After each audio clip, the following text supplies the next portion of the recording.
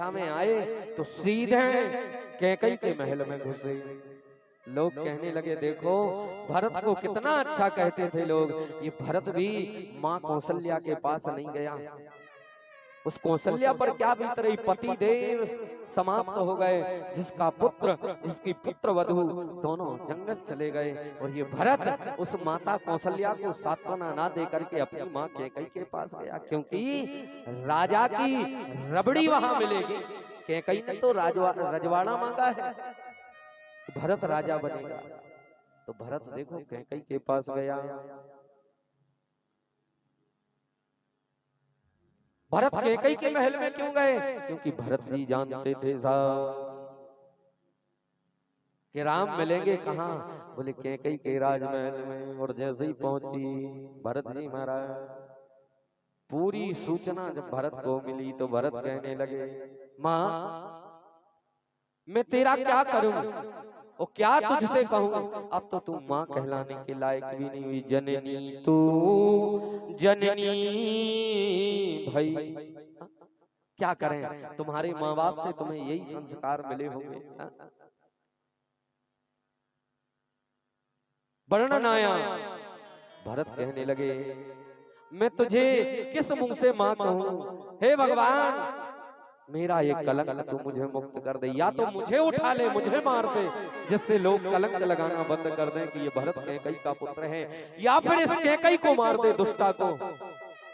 जिस समय तूने मेरे बड़े भाई पिता समान मेरे भ्राता राम के लिए वनवास मांगा, कैकई तेरी जीभ कट करके क्यों नहीं गिर गई, तेरी जीभ में कीड़े क्यों नहीं पड़ गए। भरत जी नाना प्रकार से विलाप करने लगे। उसी समय माँ कौशल्या आई, कहने लगी बेटा जो विधि लिखा लार ने को न में तन्हा। पुत्र भरत जो भाग्य में लिख दिया परमात्मा ने, उसे कोई मेट नहीं सकता। राम के भाग्य में 14 वर्ष का वनवास लिखा होगा। तेरे पिता की चाबी इतनी होगी, तू अपनी माँ कैकई को दोष क्यों दे रहा है। भरत जी महाराज कहते ओ मैया तेरी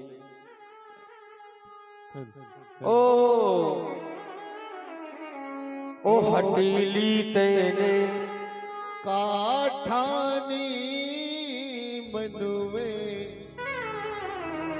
राम सिया भेज तेरी बन में, राम सिया भेज तेरी बन में।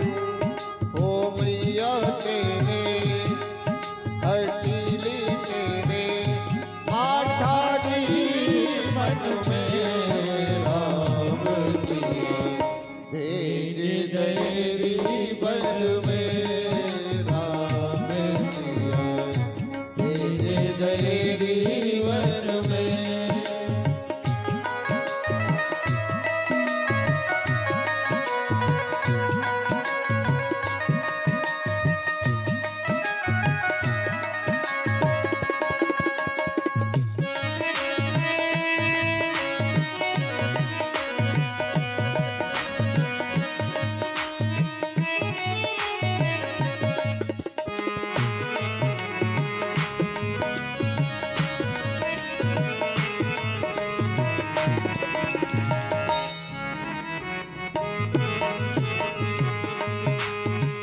यद्यपि भरती तेरो ही जायो, यद्यपि भरत तेरो ही जायो, यद्यपि भरत तेरो ही जायो, यद्यपि भरत तेरो ही जायो, अपनी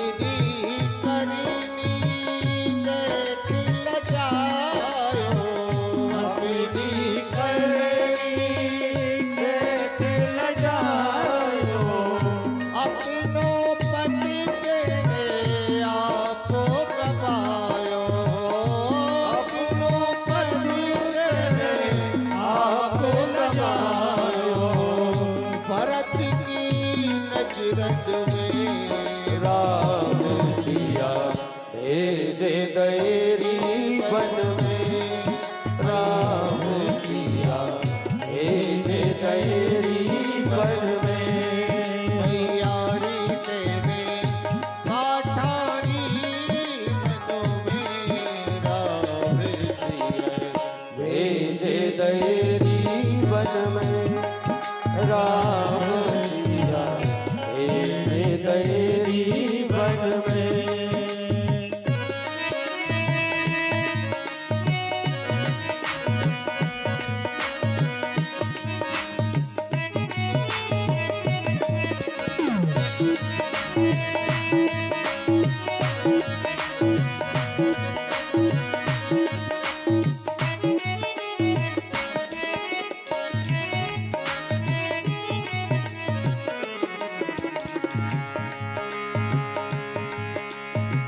कौशल्या की छिद गई बानी, कौशल्या की छिद गई वाणी, रोए न सकी उर मिलती बानी, रोए न सकी और मिलती वाणी।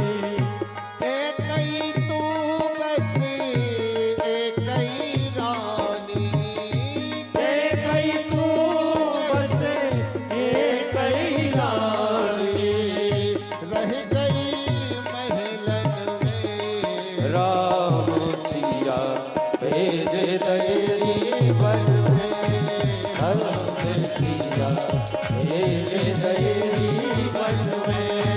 राम तेरे काठारी वन में, राम सिया भेजे दैरी वन में, राम सिया भेजे दैरी वन में, राम सिया भेजे दैरी वन में।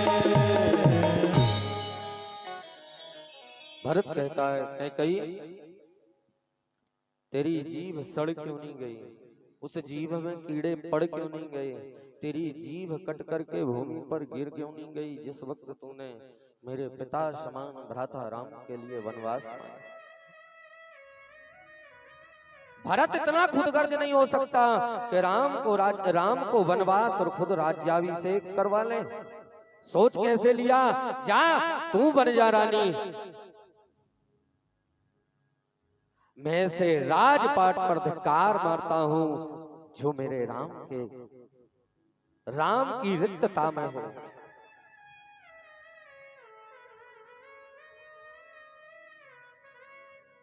भरत ने खूब खरी खोटी सुनाई।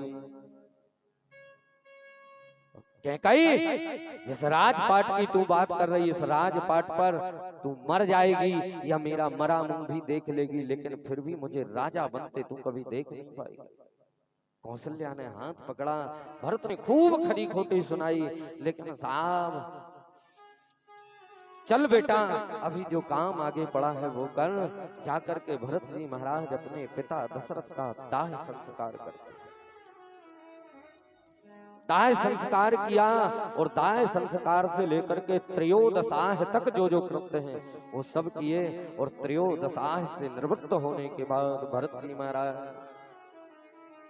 गुरुदेव वशिष्ठ के पास पहुंचे और कहने लगे, गुरुदेव भगवान, मैं चाहता हूं आप और मेरी मां कौशल्या सुमित्रा राम दर्शन के लिए चलें।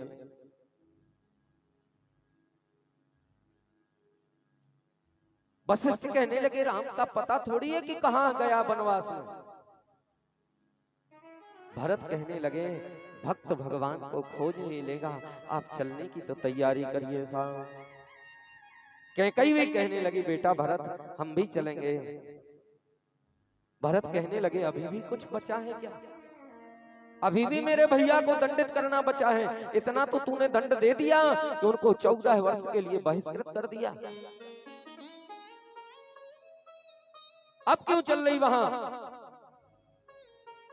गुरुदेव वशिष्ठ ने आंख दिखाई भरत को, भरत जी महाराज ने मुंह बंद किया, नीचे देखे।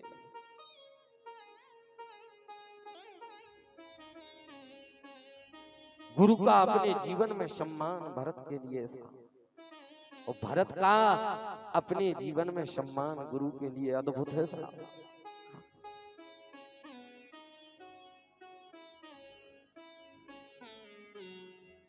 आजकल ऐसी कई वाहियात प्रथाएं हैं, यदि कोई विद्वान ब्राह्मण भी जाकर के कहे तो लोग मानते नहीं। हाँ भैया रे 2 पैसा ज्यादा लगे पूजा में, लेकिन कभी भी हो विद्वान ब्राह्मण को बुला करके ही पूजन कराएं। तुमने सोची कि कम पैसा लगे तो छिटका को चंदन, उलीचा को पानी, लेओ रे सालक राम हम का जानी, गुरु बाबा तो वे नरक में जे हैं, तुम भी उनके संग पछाड़े नहीं जाओ तो हमारी गारंटी कहानी। इसे कभी भी अपने जीवन में विद्वान अध्ययन रख करके जो ब्राह्मण आया हो उसको जरूर आप आमंत्रित करना।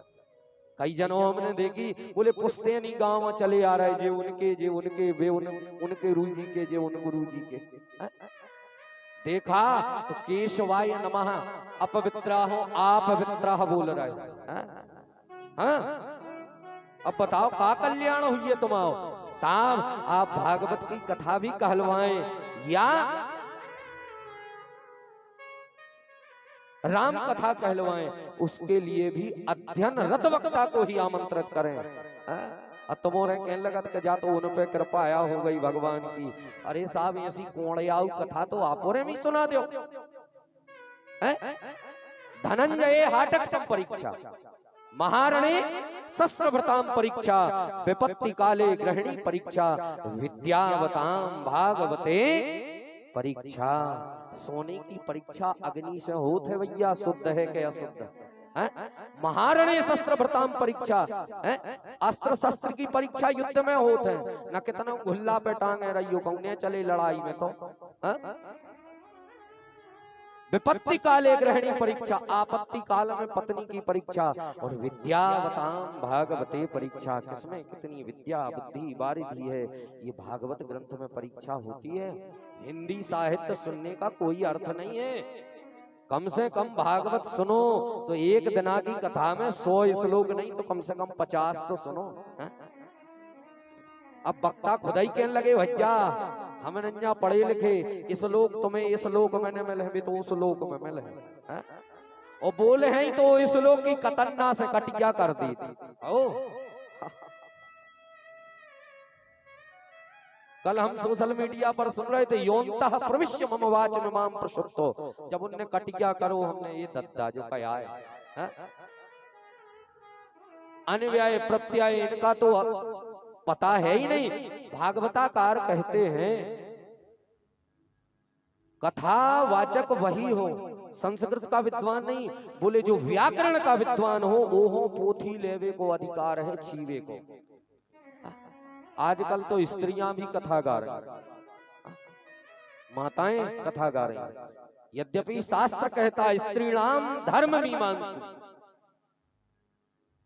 तो क्या स्त्रियों को धर्म की शिक्षा देने का अधिकार नहीं है?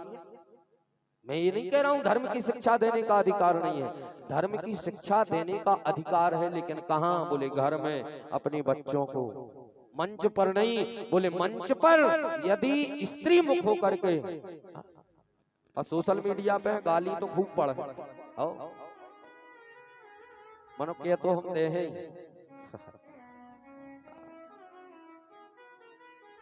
स्त्री के मुंह से सुना हुआ भागवत ग्रंथ, स्त्री के सुना मुख से सुनी हुई राम कथा आपके लिए पुण्य की भागी ना बन करके, ऐसा धर्म शास्त्र कहता है कि आपकी 7 पीढ़ियों को भी नरकगामी। अब ज्यादा हम पते हैं ने अवई एक विवाद भी जन्मो तो जया किशोरी जी ने बयान भी दो।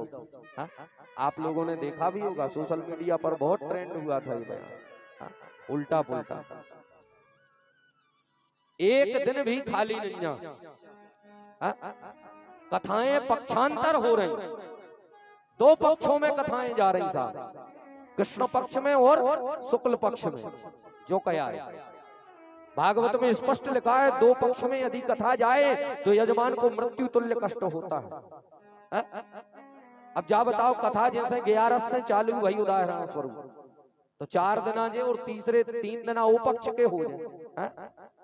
वे एक श्लोक पकड़े हैं, दिना नाम नियमो नास्ति सर्वदा श्रवणम मतम।